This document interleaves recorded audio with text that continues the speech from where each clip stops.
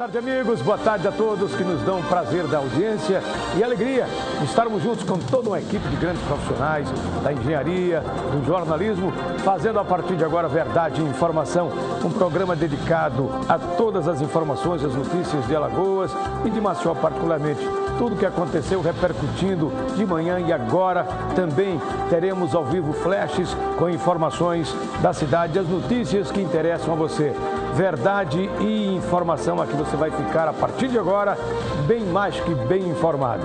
Lembrando que o seu programa Verdade e Informação pode você ter acesso, como já está tendo aí, acredito, muita gente, pela Gazeta Web, o maior e mais completo portal de notícias de Alagoas, da organização Armando de Melo, pelo aplicativo dos celulares, sistema Android, iOS e pela sua TV Mar no canal 25 da NET. Muito obrigado por estar conosco. Há muitos que estão aí nos assistindo, nos telefonando, dizendo que estão também participando, usando o privilégio da sua audiência. Muito obrigado por estar conosco. Estamos começando Verdade e Informação e os principais destaques de hoje são os seguintes. Camelôs são retirados do centro de Maceió. A CUT realiza protesto contra a lei que pretende garantir contratação de terceirizados para todos os serviços públicos. Câmara de Maceió aprova projeto de lei que proíbe o uso de aparelhos eletrônicos sem fins pedagógicos nas escolas municipais. Hoje completa um ano em que uma das torres dos silos do Moinho Motriza desabou e nós fomos até lá trazer a opinião daqueles que, inclusive, principalmente as donas de casa, as famílias se mobilizaram para cobrar celeridade da justiça numa posição para que eles consigam voltar para suas casas, para os seus lares, sem nenhum risco de morte. Daqui a pouco nós traremos maiores detalhes, porque a partir de agora está no ar Verdade e Informação.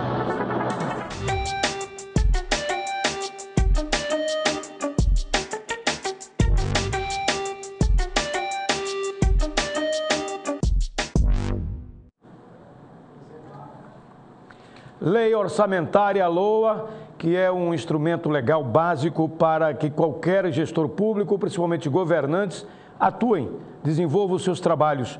E o governador Renan Filho sancionou nesta terça-feira a Lei número 7.791, que dispõe sobre as diretrizes orçamentárias para o ano de 2015.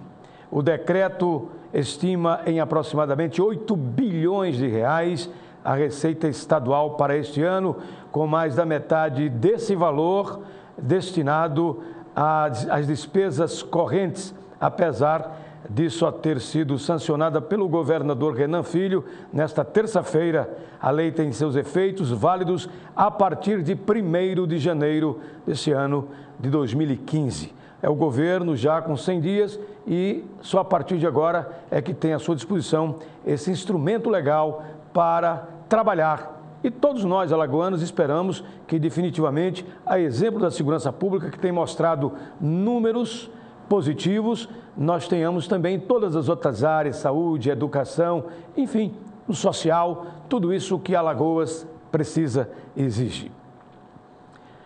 Uma ação na manhã de hoje da SMCCU, que é a Secretaria de Convívio Urbano em Maceió, em conjunto com a Polícia Militar, hoje voltou a ação para a retirada definitiva dos camelôs, dos ambulantes do centro de Maceió, do calçadão da Rua do Comércio de nossa capital. A repórter Meline Lopes traz maiores informações sobre essa ação hoje pela manhã. Quem transita pelo centro da cidade já pode perceber uma enorme diferença se vier aqui a partir de hoje. É que hoje pela manhã aconteceu a grande operação de retirada dos ambulantes aqui do centro da cidade. Foram mais de 150 homens envolvidos de diversos órgãos daqui da Prefeitura e do Governo do Estado. SMCCU, SMTT, a Guarda Municipal, o reforço da Polícia Militar do Governo Estadual também também estava aqui presente para fazer o reordenamento aqui do centro da cidade. Como vocês já podem perceber, já tem uma grande diferença. Olha só, o centro, o calçadão do comércio bastante livre para que os pedestres, os consumidores possam transitar livremente fazendo as suas compras. Esta operação começou às 5 horas da manhã de hoje, desta terça-feira, e foi feita com bastante tranquilidade.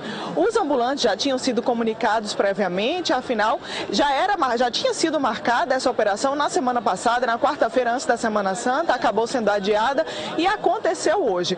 Dentro dos próximos dias, é claro, a fiscalização continua para que os ambulantes não voltem a ocupar ilegalmente, irregularmente, essas ruas aqui do centro da cidade. Isso é a reivindicação antiga desde o mês de dezembro, que foi quando justamente os ambulantes voltaram a tomar aqui o calçadão. Eles já estavam locados tanto na Praça dos Palmares quanto no Shopping Popular, envolvidos com as compras de fim de ano, Natal.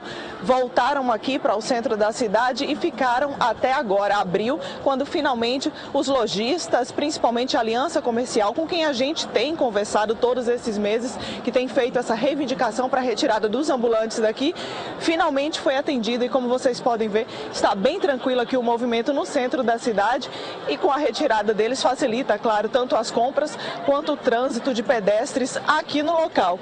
Vale lembrar que a partir de agora, do dia 9, começa a grande liquidação, que estão tesourando os preços tanto aqui no centro da cidade quanto nos shoppings da capital. Então você que tem interesse em adquirir algum móvel, algum eletrodoméstico aqui com o centro ordenado novamente, pode voltar a vir fazer suas compras com tranquilidade, com bastante organização. A partir do dia 9 começa essa liquidação e vai até o final do mês. Vamos saber o que é que as pessoas, o que é que os pedestres, consumidores estão achando dessa retirada dos ambulantes daqui do calçadão do comércio.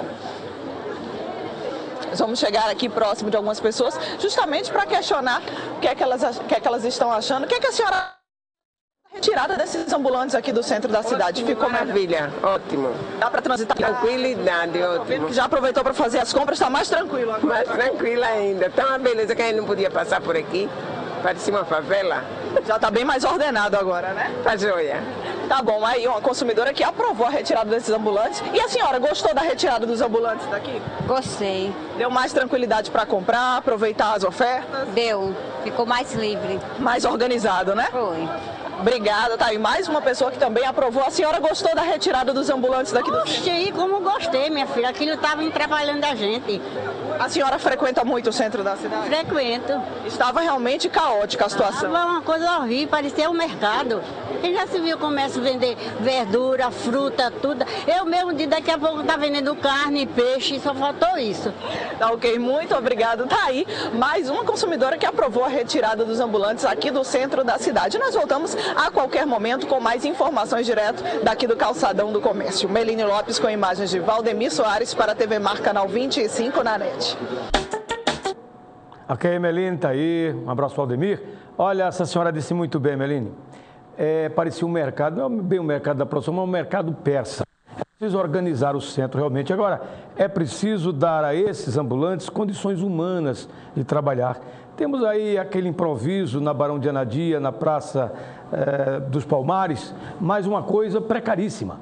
O Nossa Senhora de Fátima, na Praça de Odoro, também um shopping popular, mas reclamações de todo tipo. É preciso que a Prefeitura dê a oportunidade a esses trabalhadores de ter seu lugar ao sol mais bem ordenado e com condições humanas, sanitários higienizados, enfim, todos têm lugar ao sol. Agora, nessa manifestação, pelo menos no final do ano, com greves da Prefeitura, essa invasão persa que houve, tinha também comerciantes nas suas representações, tinha o camelô oficial do comerciante concorrendo com o camelô extraoficial. Então, essa organização tem que atingir a todos, mas observar sempre a questão de humanizar o centro da cidade e humanizar as condições de trabalho desses profissionais.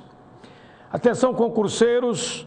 Concurso homologado. Eletrobras Distribuição de Alagoas publicou na edição de hoje do Diário Oficial da União a homologação do resultado final do concurso público realizado no início deste ano e os candidatos aprovados na prova objetiva serão submetidos agora a exames médicos e terão data estabelecida pela distribuidora para providenciar documentos e esses exames que são imprescindíveis, principalmente exames de saúde. Por falar de saúde, um abraço para a minha amada dermatologista, que está cuidando aqui da minha lanternagem, da minha carenagem, doutora Helenise Campos. Um beijo, você mora no meu coração e continue cuidando dessa figura aqui, tá bom? Então, me apresentar melhor, sem manchas na pele. Um beijo, muito obrigado pelo amor, pelo carinho que vem cuidando da minha pele. Que Deus lhe proteja e dê muita saúde também a esta grande criatura. Atenção, porque a engenharia eletrônica, a tecnologia é importante para todos. Telecomunicações, videoconferência, também na comunicação. Mas há uma febre do celular, com WhatsApp, enfim, todos esses canais, esses programas de comunicação, o que desvia toda a atenção de quem está em sala de aula. E essa é a preocupação também do Sindicato dos Professores do Estado de Alagoas. A Câmara Municipal de Maceió aprovou a discussão do projeto de lei. Essa discussão já aconteceu, inclusive o nosso querido companheiro Wilson Júnior, que é vereador e interesse aí na educação de melhor qualidade, ele também é signatário e assina um projeto para que se evite o abuso desses aparelhos eletrônicos em sala de aula, que desvia totalmente a atenção dos alunos. A eletrônica é importante, a comunicação é importante, celular, enfim, todas essas tecnologias para uma pedagogia bem aplicada nas escolas municipais, principalmente. Então, sobre isso, nós conversamos com o vice-presidente do Sindicato dos Professores do Estado de Alagoas, o Eduardo Vasconcelos, que traz uma opinião real sobre a importância desses equipamentos e dessa legislação que vem trazer garantias e tranquilidade para a sala de aula e o aproveitamento didático da melhor forma. Vamos à matéria. A eletrônica, as telecomunicações, importante e imprescindível para o avanço da ciência, da tecnologia e da educação. Porém, muitas vezes o uso abusivo em sala de aula, por exemplo, do tablet ou do telefone, com toda a sistemática que a telefonia moderna oferece, pode e deve atrapalhar e muito. A preocupação chegou ao Parlamento Municipal já através do então vereador pastor João Luiz. Mas depois Wilson Júnior e Kleber Costa abraçaram o projeto. Foi aprovado um projeto, mas com restrição absoluta, o que não é bom para a didática. Ou seja, na hora certa, o aluno deve ter o direito de usar tablets, celular, enfim, tudo aquilo que dê acesso a informações científicas e da educação. Porém, com a lei posta como está, a restrição atrapalha. E nós estamos aqui para conversar com o vice-presidente do Sindicato dos Professores do Estado de Alagoas, Eduardo Vasconcelos, que mostra a importância da comunicação, dos equipamentos eletrônicos, mesmo com a restrição, mas uma restrição que não seja tão ampla a ponto de prejudicar. Professor, como é que se pode mensurar a importância de um celular, por exemplo, ou todos esses equipamentos, sem que haja prejuízo para a didática, para a educação? Primeiramente, a gente gostaria de deixar bem claro que o Sindicato dos Professores do Estado de Alagoas, o SIMPROAL, que representa os professores da rede privada, ele é a favor do projeto. Porque a gente tem consciência que hoje um dos maiores problemas relacionados à sala de aula diz muito com a utilização não regrada do aparelho eletrônico, certo? Seja celular, seja o próprio tablet. Na verdade, a gente procurou, através do vereador Wilson Júnior, já que já tinha um anterior, que era do pastor João Luiz, justamente a tentativa de regrar, de controlar, para que, na verdade, esse projeto, essa lei, que vem a ser uma lei, ela tenha como principal objetivo respaldar o professor ou a professora de qualquer problema em sala de aula. Porque é muito comum, tanto aqui no estado como fora, alguns conflitos que são gerados nessa relação. Então, muitas vezes, alguns problemas que poderiam ser, sem dúvida nenhuma, minimizados, são justamente supervalorizados ao ponto de muitos professores serem ameaçados, agredidos. Porque essa tecnologia, quando ela não é usada de forma, vamos dizer, inteligente e adequada, ela atrapalha o ensino-aprendizado. Então, esse projeto também foi apresentado na Assembleia Legislativa do Estado de Alagoas, está colocado lá através do deputado Ronaldo Medeiros, e a gente pretende expandir essa lei para o estado todo, para que, na verdade, o professor esteja respaldado de qualquer problema relacionado justamente a um conflito gerado entre aluno e professor pelo uso abusivo do aparelho eletrônico. A mensagem e o projeto de lei, do jeito que está lá, a do Ronaldo Medeiros, ele atende a todos esses interesses equilibrados para a educação? Sim, porque na verdade o problema que existiu no projeto do pastor João Luiz, que hoje é deputado, no então vereador, é justamente a restrição total do uso do aparelho eletrônico. Então é público e notório que a tecnologia ela é uma aliada da educação, desde que seja feita de uma forma realmente racional, de uma forma objetiva e que na verdade não tire a atenção do aluno, da aluna em sala de aula e que isso gere o quê? Desgastes para o professor ao ponto de ser ameaçado tanto fisicamente e psicologicamente. Então a gente encampa essa luta porque a gente tem consciência de que hoje é um problema, principalmente o uso do WhatsApp, que é uma rede social mais nova, mas que na verdade ela é muito mais interativa de forma espontânea do que, por exemplo, o Facebook. Certo? Então isso virou realmente uma febre e isso vai gerar conflito, porque na verdade um princípio básico da educação é a atenção. E a partir do momento que você não tem essa atenção em sala de aula, a educação não passa a ser uma via de mão única e deixa de ser uma via de mão dupla, que é, sem dúvida nenhuma, a ideal. O bate-papo no celular, com o WhatsApp, por exemplo, como foi colocado aqui, ainda é um grande problema. Como é que é o dia a dia de um professor diante desse fato? Primeiramente, algumas escolas, tanto da rede privada e eu acho que também da rede pública, existem alguns regulamentos que proíbem o uso do aparelho eletrônico. Só que, principalmente na rede privada, hoje o aluno não é só o aluno é cliente. Então, a partir do momento que há uma orientação da escola para que seja proibido o uso de aparelho eletrônico, certo? E a partir do momento que o professor chega e tenta cancelar ou acabar com o uso desse aparelho, gera um conflito. E muitas vezes esse conflito acaba prejudicando o professor, porque na verdade o aluno é cliente. Está entendendo? Então é isso que a gente está tentando respaldar. Eu acho que é o objetivo principal, enquanto sindicatos professores, é tentar justamente colocar o professor numa situação segura nesse processo, para que esse conflito acabe não caindo nas costas do professor. Esse conflito e o aproveitamento da tecnologia, do celular, para o ensino é de suma importância desde que venha regrado? Isso, é por isso que o nosso projeto, que foi apresentado pelo vereador Wilson Júnior, ele regra de uma forma bem clara de que é proibido o uso de aparelho eletrônico, certo? Desde que não tenha fins didáticos. Porque é público, que algumas redes maiores de ensino até estão fornecendo tablets, porque ali tem um material importante. Da questão da informação, da educação. Isso não pode ser vedado, pelo contrário, isso deve ser estimulado, mas não que isso atrapalhe o ensino e aprendizagem, não é o objetivo.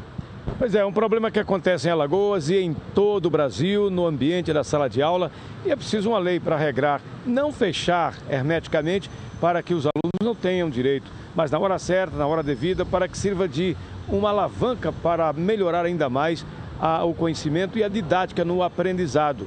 Lei deve existir para tal aqui e em todo o país. Mas Alagoas saindo pioneira com a participação desse encampamento do Sindicato dos Professores do Estado de Alagoas, como bem coloca aqui o nosso Eduardo Vasconcelos. Mas ouvimos o lado dos professores. Vamos agora ver como é a opinião desses que são os protagonistas de toda essa questão, os estudantes. A nossa querida Meline está em uma das escolas públicas de Alagoas e ela nos traz maiores informações. Meline Lopes, é com você. É isso mesmo, muito bem, Fernando Palmeira. Nós estamos aqui numa escola da rede privada de ensino da parte alta da cidade, justamente para conversar com um professor e saber, já que ele que vivencia diariamente essa realidade das tecnologias dentro da sala de aula, saber como está sendo dividir o espaço da sala de aula com esses novos aplicativos que têm sido lançados. Eu tenho ao meu lado o Oswaldo Epifânio, ele que é professor de redação dessa escola. Oswaldo, vocês que estão ali vivenciando a tecnologia, teve o seu lado bom, obviamente, permite mais interação dentro da sala de aula, entre tantos outros benefícios, mas também tem um lado difícil. É verdade. Com as novas mídias, as redes sociais, as novas tecnologias, num momento como esse, fica quase que impossível, às vezes, o controle do uso do celular e desses aplicativos em sala de aula. No entanto, no caso da nossa escola, que já estabelece uma normatização e que proíbe o celular em sala de aula, mesmo assim, com essas normas, o professor ele se sente à vontade de, num determinado momento, num determinado conteúdo, numa circunstância qualquer de aprendizagem, ele liberar ou utilizar esses aplicativos. No entanto, a discussão que se faz a respeito do uso aleatório e irresponsável do celular em sala de aula, sem dúvida nenhuma, essa discussão tem sido bastante acirrada e os professores têm encontrado resistência por parte dos alunos em exatamente evitar esse tipo de comportamento.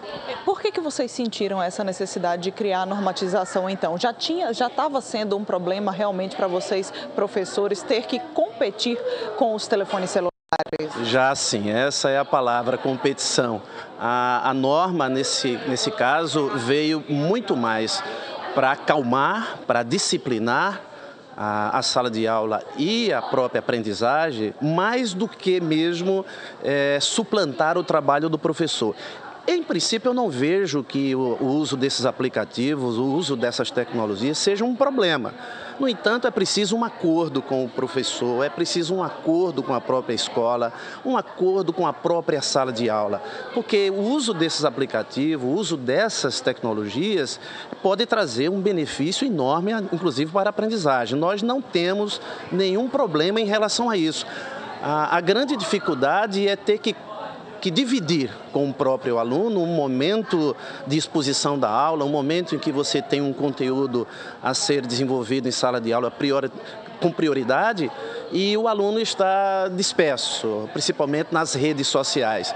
Mas eu acredito até que se o professor ele tiver, né, um bom planejamento, se ele usa essas tecnologias exatamente para fortalecer o seu conteúdo e a aprendizagem, ele pode até usar essas redes sociais. Nós temos professores que fazem isso, usam até o WhatsApp, o Facebook, até para conseguir algumas informações, para compartilhar ideias e se torna inclusive divertido. Mas quando esses aplicativos eles são utilizados para atrapalhar essa conduta normal de sala de aula, a fluência normal da administração da sala de aula, realmente aí eu concordo que deva ser proibido.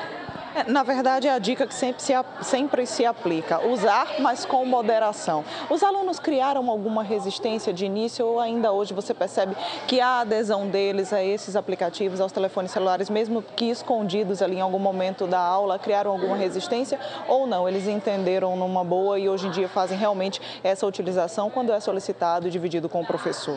Essa resistência houve, mas ela é natural, até porque essa resistência ela provoca inclusive uma discussão sobre a importância disso.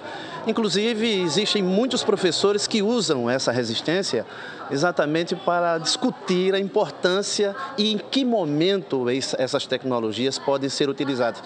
E isso tem suavizado um pouco esses conflitos, esses problemas. Claro que são ilhas de problemas em salas de aula, mas no geral nós conseguimos controlar bem, muito mais pelo acordo, muito mais pelo aconselhamento, muito mais pela importância do uso dessas tecnologias do que mesmo pela imposição da lei, pela imposição da norma. Então eu acho até que essa primeira discussão que já aconteceu na Câmara dos Vereadores sobre esse projeto que proíbe o uso do celular nas escolas, deve ter a seguinte ideia: é preciso que essas tecnologias elas sejam utilizadas exatamente para fortalecer o aprendizado e não como um caso ou um fato de eterno conflito, de eterno antagonismo com o que nós pretendemos fazer como professores e pedagogos, que seria exatamente ensinar e atualizar e deixar o aluno nosso com a consciência muito mais crítica e aberta para o mundo. Ok, muito obrigada pelas informações. Oswaldo Epifânio, ele que é professor de redação desta escola particular na parte alta da cidade. Voltamos com você ao estúdio. Meline Lopes com imagens de Valdemir Soares para a TV Mar, canal 25 na NET. Ok, Meline, querida, muito obrigado pela sua participação. Hoje é o Dia Mundial de Saúde, tema também que sempre estamos abordando aqui, saúde pública. Quero abraçar a doutora Ivete de Oliveira, uma grande nutricionista, e abraçando a todos que fazem a saúde pública. Um abraço também para o Nenê Adams, grande estudioso e que está aí sempre se preparando para concurso e logo, logo será um dos grandes vitoriosos, como sempre. Mas hoje, dia do jornalista, eu quero abraçar a todos os colegas jornalistas de Alagoas e do Brasil, na pessoa do nosso diretor Volney Malta, e também para representar bem a capacidade intelectual dos grandes jornalistas de Alagoas do Brasil. Ele está conosco ao vivo, Odilon Rios, um abraço, felicidade nesse dia do jornalista, grande ícone do jornalismo brasileiro. Boa tarde.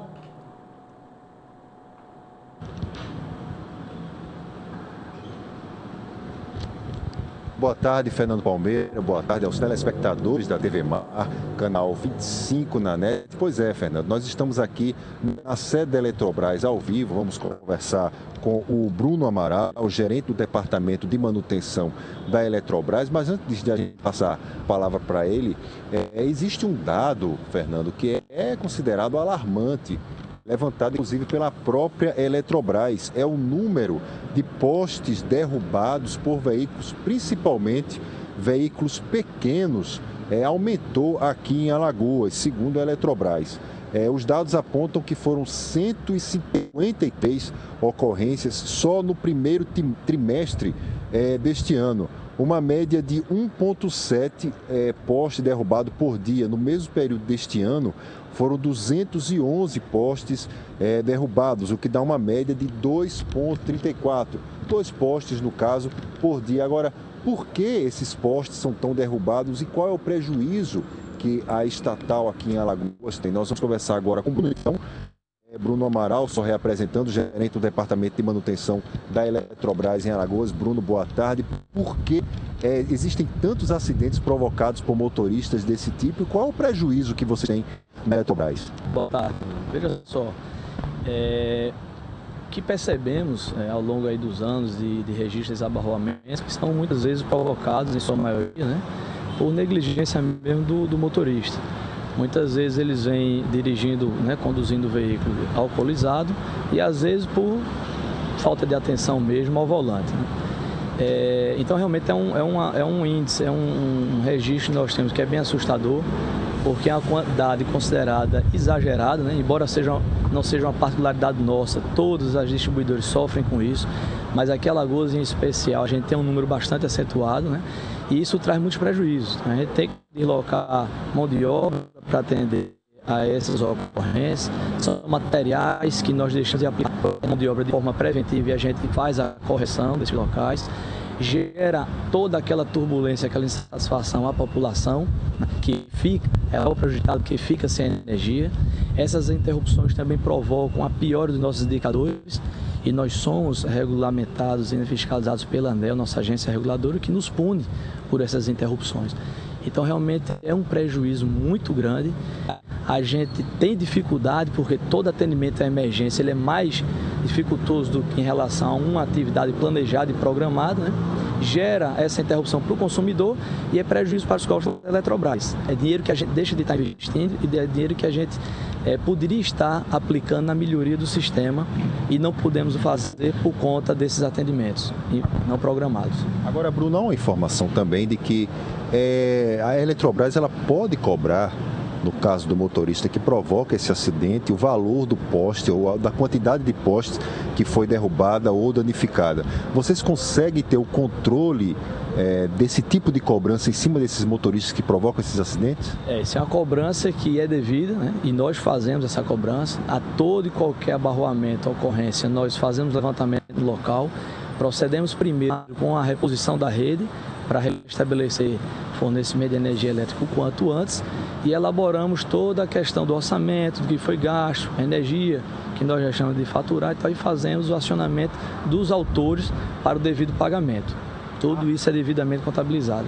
Há regiões onde postes registram a maior quantidade de abarroamento? É no norte do estado, é no sul, é no sertão, enfim?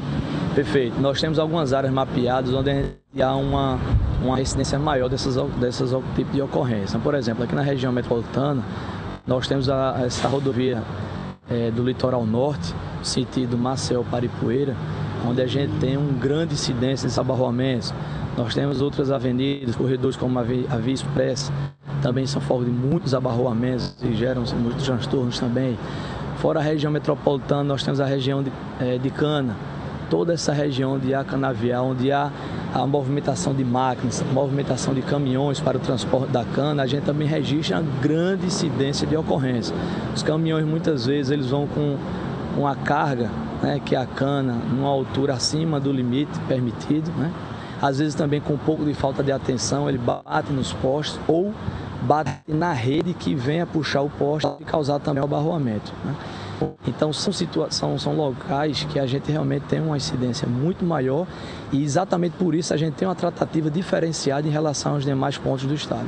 Há casos de postes em que vocês registram mais de um acidente, ou seja, o poste já sofreu avaria várias vezes em vários acidentes, por exemplo? Existe. São casos raros, mas existem, porque são pontos. Qual é a tratativa que nós damos inicialmente? A partir do abarroamento, a gente percebe se é possível a relocação daquele ponto, né? Exatamente para evitar que outro veículo venha a colidir, né? Se for uma situação de risco. Infelizmente, tem alguns pontos que a gente não consegue fazer, exatamente pela condição da via, né? Então, nesses pontos, a gente já teve locais aqui que a gente já chegou a registrar 3 até 4 acidentes no mesmo ponto. Só que a gente estava um pouco limitado para a relocação da rede. Ao longo dos anos, com o alargamento da avenida, com algumas modificações de estrutura, a gente conseguiu fazer uma relocação e hoje a gente não tem mais esse problema. Mas é raro, Odilon, são poucos pontos que tem essa situação. Muito bem, Fernando. Só para corrigir um dado, a gente disse que adiantaria até esse dado, a gente ainda não adiantou. A Eletrobras, ela calcula que cada poste derrubado, ele varia nos valores de 5 mil a 20 mil reais. Em 2014, ou seja, ano passado, o prejuízo que a Eletrobras teve para a troca desses postes danificados com acidentes mais provocados também por carros pequenos, foi de 3 milhões de reais. Um prejuízo, então, que é pago diretamente pela Eletrobras, mas que acaba, Fernando, incidido em cima do consumidor, que muitas vezes não provoca o acidente, mas acaba pagando aí o custo da empresa que se coloca. Com imagens de Chico Nogueira, aqui na sede da Eletrobras, Odilon Rios, para os estúdios da TV Mar, canal 25 na NET. Ok, meu caro Odilon, um abraço para você, para o Chico, parabéns pelo trabalho, por essa matéria importante.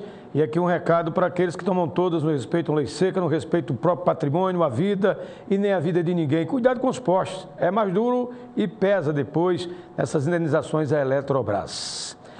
Por esclarecimentos, aqui também mais um, com relação àquela polêmica da agente penitenciária que morreu. Leptospirose, pneumonia, o que finalmente? Após exames realizados no corpo da agente penitenciária Maria Sônia da Silva, de 50 anos, que morreu no último domingo sob a suspeita de leptospirose, a Secretaria de Estado da Saúde, a CESAL, afirmou hoje, por meio de nota oficial, que a paciente não contraiu a bactéria Leptospira, ou seja, a bactéria que causa leptospirose, ou popularmente a doença do rato, e que causa, inclusive, além de uma febre alta, que pode levar o paciente à morte. Mas as amostras que foram colhidas no corpo da gente foram analisadas, foram verificadas e os exames foram feitos pelo laboratório da Central de Alagoas. E esse laboratório oficial dá conta de que não houve contaminação para a leptospirose. Daqui a pouco nós vamos continuar falando de saúde e vamos falar sobre o teste do coraçãozinho. Tem o teste do pezinho, também tem o teste do coraçãozinho. Daqui a pouco a gente vai trazer alguns detalhes sobre a importância desse exame na criança. Vamos a um rápido intervalo, daqui a pouco eu volto com você. Para você, aqui na TV Mar Canal 25 da organização Ardoni Melo na NET, em Verdade e Informação. A gente volta.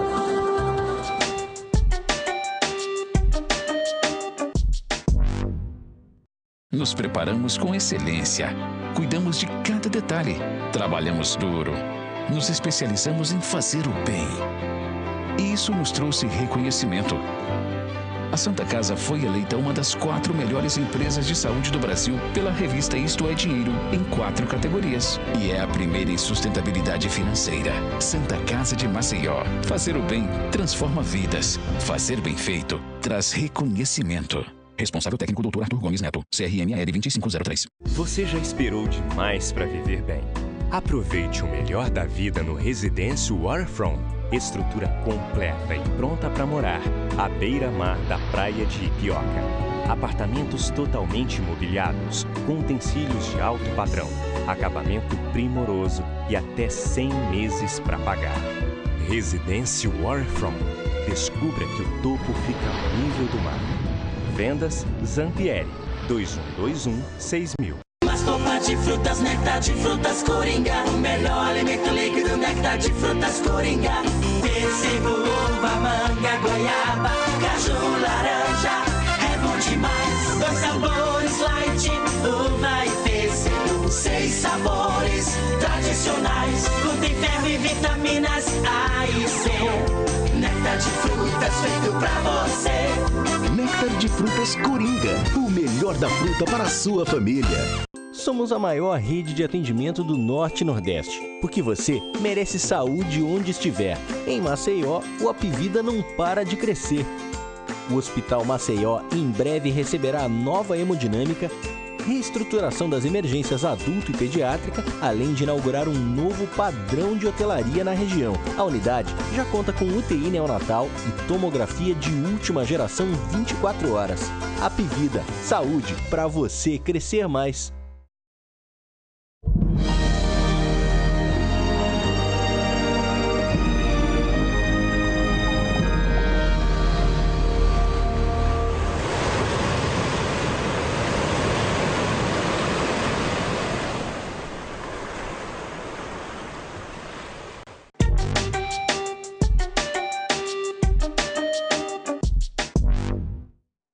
Verdade, informação importante para você que vai ser mamãe, para você que vai ser pai.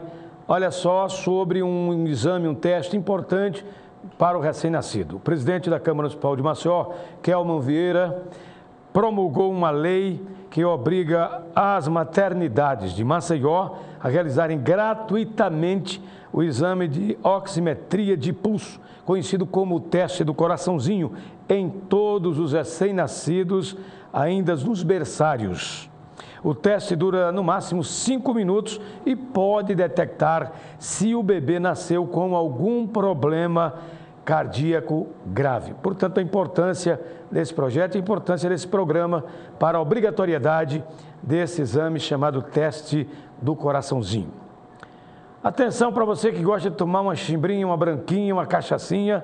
Eu conheço alguns colegas jornalistas que tomam, viu? De vez em quando, em doses homeopáticas, uma cachaçinha. E hoje é dia do jornalista. Atenção, Volemar, hoje de plantão permanente. Cachaça Gogó da Ema, produzida em alambique artesanal, que fica na fazenda Recanto, lá no município de São Sebastião, no Agreste Alagoano, recebeu um prêmio internacional em reconhecimento à sua qualidade. Alagoas realmente produz excelentes cachaças. E aqui a Gogó da Ema, uma das grandes marcas premiadas, bem merecida.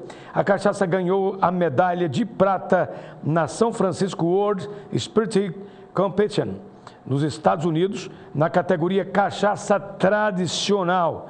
Na ocasião, lá nos Estados Unidos, uma festa belíssima para o reconhecimento desta cachaça, que foi feito por especialistas internacionais. Mais de 1.500 rótulos de bebidas destiladas estiveram concorrendo. De parabéns à cachaçaria alagoana, que tem produzido muito. Eu aqui frisaria umas dezenas de marcas de cachaças alagoanas que merecem um lugar no trono na concorrência das cachaças internacionais, exemplo da boa cachaça produzida em Minas Gerais. Parabéns à cachaça alagoana. A presença de Fernando Collor de Mello e Renan Calheiros pode aumentar o debate sobre o novo pacto federativo no Brasil. É um assunto para a coluna No Ponto, com o nosso querido Odilon Rios.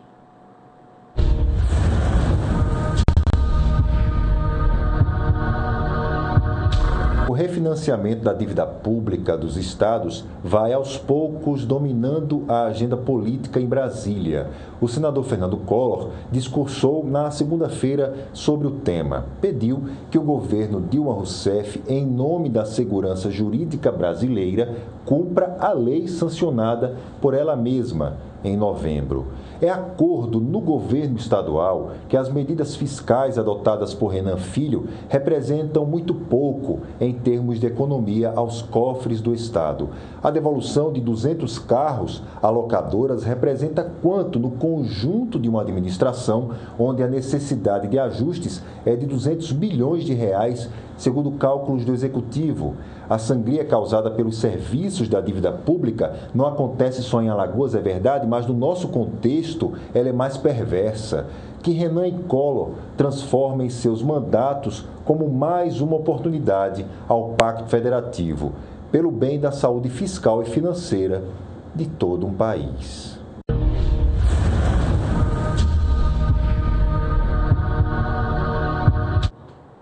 A democracia é importante, mas é importante com regras, respeitando-se a lei. E autorizações para eventos passa por esse regramento.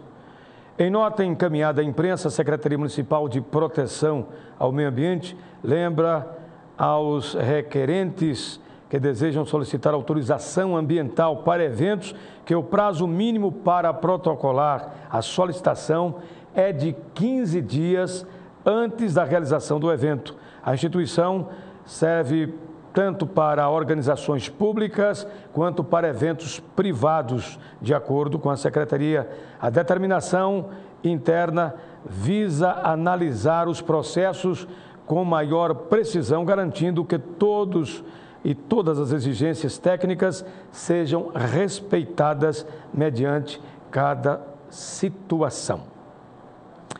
Um ano da queda, da explosão, do desmanche ali daquele silo do Moinho Motriza, que ainda hoje traz penalidades para quem mora no entorno, principalmente na Vila Nossa Senhora do Carmo.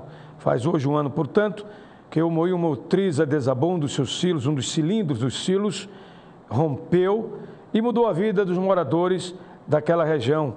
As casas foram destruídas e até hoje as pessoas sofrem com a situação. Eu fui lá, conversei com donas de casa principalmente e vamos acompanhar, inclusive, um protesto que aconteceu hoje pela manhã.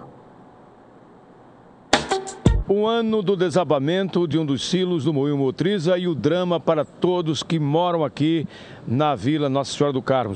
Estou ao lado da dona Judite Maria da Silva, ela foi uma das vítimas, os animais em casa, um problema. Um ano depois, o que é que adiantou, o que é que foi resolvido, dona Judite? Nada, porque eu estou com 3 guarda-roupa quebrados, 3 guarda-roupa quebrados, eu não posso, não tem água, só tem energia. Como é que eu vou para uma casa dessa se não tem nada? Eu só volto se todos os moradores voltar. Ô, dona Judite, alguns moradores não foram tão atingidos e continuam residindo, mas uma grande parte ainda está vivendo em aluguel, fora de casa. Pois é. É o caso da senhora também? Eu estou ainda lá no aluguel. Eu preciso pagar o aluguel da casa. Seus animais, como é que ficaram nessa situação? Não, só tem uma cachorrinha só. Ainda está aí? Não, está em casa, está lá. Na 14 de julho. E aqui vem sempre olhar coisa, olhar como é que vem olhar minhas plantinhas aí, tudo. E aí, o que é que o Moinho diz, o que é que os administradores do Moinho Motriza dizem? Não diz, só quer saber que espere que a justiça vai resolver. Um ano e a justiça até agora, só agora processo. Nada, O processo está caminhando, está parado, como é que está? Eu não sei se está. Mas sabe que está demorando, tá? Que está demorando demais até. E o Moinho até agora? Eu só volto se todos os moradores voltar. E a gente não tem segurança aqui. Se Deus ali estiver aqui, cai o resto. Vai morrer pela segunda vez? Eles tiraram uma parte ali, aquela parte desabou, fizeram um corte, como se diz, mas ficaram mais 3 outros cilindros desses silos e a comunidade tem um certo receio de que possa acontecer novamente. Ainda tem rachaduras nesses outros silos e até agora nada. Ninguém se manifestou. Esses silos estão sendo usados, a senhora sabe dizer? Não sei. Não sabe, né? Pois é, o pessoal deve ter aí. Quando ver a gente aqui, dentro de casa só tem cocô de rato xixi. E a situação de muitos fora de casa, sentindo falta do ambiente que viveu, né? Que estava vivendo em paz. Vamos aguardar, né? Vamos aguardar. Pois é, enquanto isso... Espero que ele faça alguma coisa. Enquanto isso o moinho está aí... Só volto se todos os moradores voltar. Eu só não volto não, que eu não estou doida. Já escapei de morrer uma vez, não vou pular outra.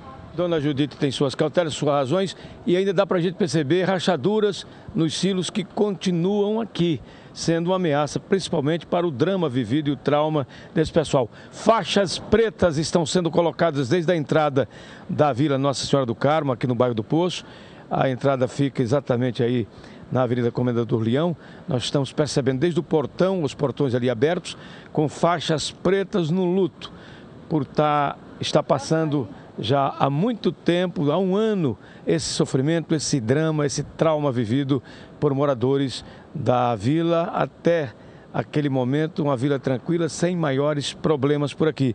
Vamos ouvir mais os moradores da Vila Nossa Senhora do Carmo que estão, nesse momento, preparando uma manifestação exigindo que tenham segurança para poder voltar aos seus lares. Thelma Cedrin, que encabeça também a manifestação dos moradores da Vila Nossa Senhora do Carmo, vítimas do desabamento do silo do Moinho Motriza, está aqui inclusive com a camisa mostrando a saudade de uma moradora que depois de todo esse drama complicou sua saúde e ela veio a falecer recentemente. Thelma, como é que está essa saudade, a saudade de casa e a saudade inclusive dessa vizinha que se foi? Saudade de casa é imensa, né? É um ano de vida parada, né? Primeiro aqui, hoje eu estou agradecendo a vida da minha filha e do meu pai, porque estavam dentro de casa, eu moro atrás dos silos mesmo, né? Quer dizer, minha casa recebeu muito trigo. Então, primeiro agradeço a vida deles. Hoje é um momento de oração e de agradecimento, né? E também saudade. Saudade de Cléria, que era uma lutadora junto com a gente, lutou muito por essa causa, né? E assim, eu espero que não passe mais tempo, que não seja mais vidas que vão embora sem poder retornar para suas casas. Porque a gente só quer isso, retornar para casa com segurança. E saber o que é que vai acontecer desses outros 3 silos, que eles estão em pé. E até quando eles vão ficar desse jeito. Como é que está programada essa manifestação, essa mobilização dos moradores da vila? Estamos aqui hoje em oração, né, para agradecimento. Estamos aqui pedindo assim a justiça para ela ser mais rápida. Porque um ano demora demais. É um ano perdido na nossa vida que não volta atrás. Morosidade da justiça, enquanto isso, donas de casa, os familiares de todos que moram aqui na Vila Nossa Senhora do Carmo, clamando para que haja uma sensibilidade definitiva para que esse pessoal volte com segurança para os seus lares, para suas casas. Estão pranteando não só esse desalento, estão aí desabrigados, morando precariamente em casas alugadas, distante do seu ambiente natural e pranteando também a vida de vizinhas que se foram devido a essas complicações e que abalaram a saúde, como o caso de Dona Cléria, que faleceu recentemente. Tudo isso é pranto, tudo isso é clamor dessa comunidade que sofre há um ano com o desabamento do silo do Moinho Motriza. De onde falou aqui da Vila Nossa Senhora do Carmo, com as imagens do Flávio Santos, Fernando Palmeira, para a TV Mar Canal 25 da organização Arnon de Melo, na NET.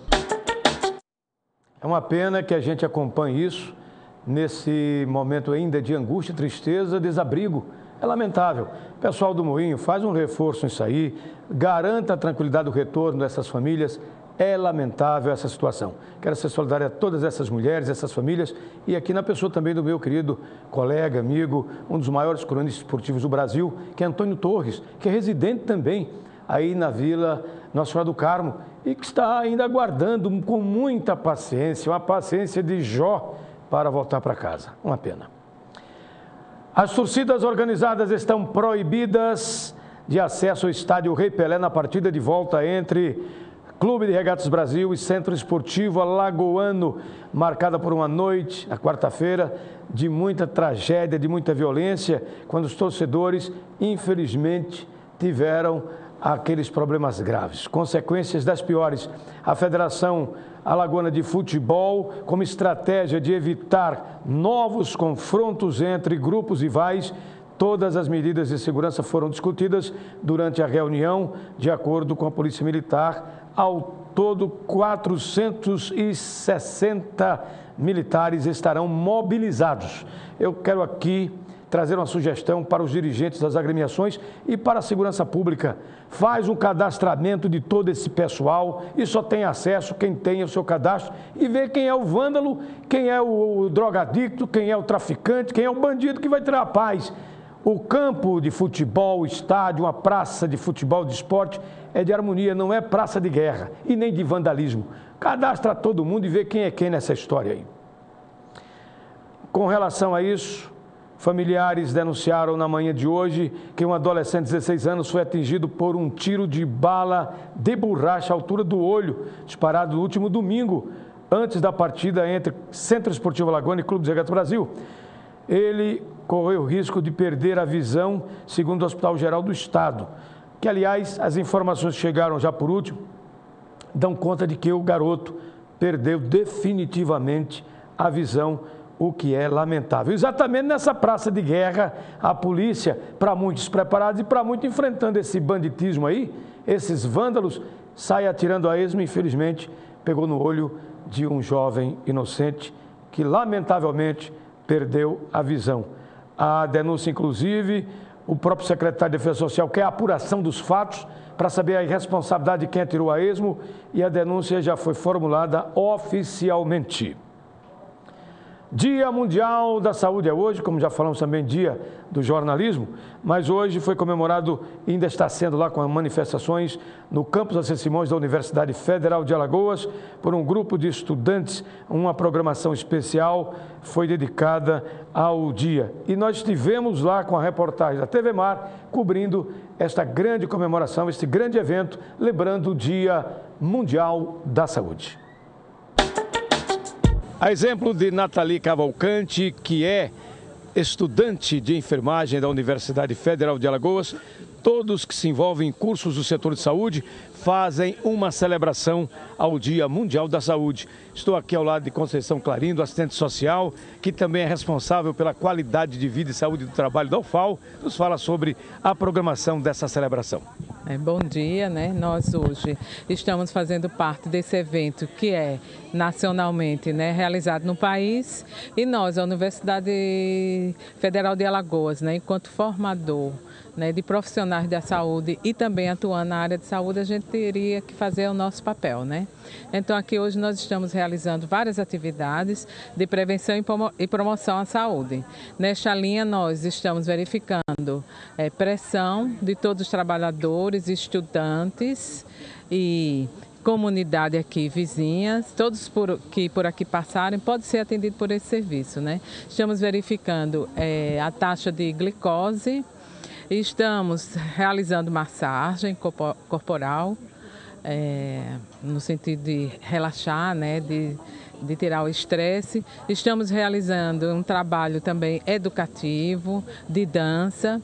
Mais tarde nós vamos ter aqui um grupo de dança, de ginástica laboral, incentivando a população e todos os trabalhadores a exercitar-se, que esse é um dos melhores remédios que a gente tem para a saúde, E estamos também vacinando contra tétano e hepatite. Doutora Conceição, somar a assistência social à saúde é algo importante e que se reflita bem nesse dia. E a pergunta-chave, como estamos no social, na assistência social, unindo-se também a assistência social à saúde, desde a Universidade Federal, no Hospital Universitário, a saúde pública de uma maneira geral em Alagoas. Qual a sua visão? Bom, a assistência social, assim como a saúde, são duas políticas sociais relevantes, principalmente no estado como o nosso, que a gente sabe, que a maioria da população depende do serviço público. Infelizmente, a gente não pode, deixar de ver que existe uma crise. Eu sempre digo que o melhor serviço que a gente tem é o serviço público. Infelizmente, nós temos uma grande demanda e por conta disso, dessa grande demanda, a gente não consegue atender a contenta a população. E nesse sentido, acho que a grande reclamação é a espera para a gente conseguir um tratamento, uma consulta ou qualquer outra atividade que seja necessária para realizar. Diante de um dia de reflexão como esse, para a saúde e o social de uma maneira geral, que expectativas nós teríamos diante da realidade imposta pelos governos das dificuldades econômicas? Olha, eu sou uma pessoa, não sou pessimista, né? Acho que o momento é de crise, então o momento é de a gente atuar e não recuar, né?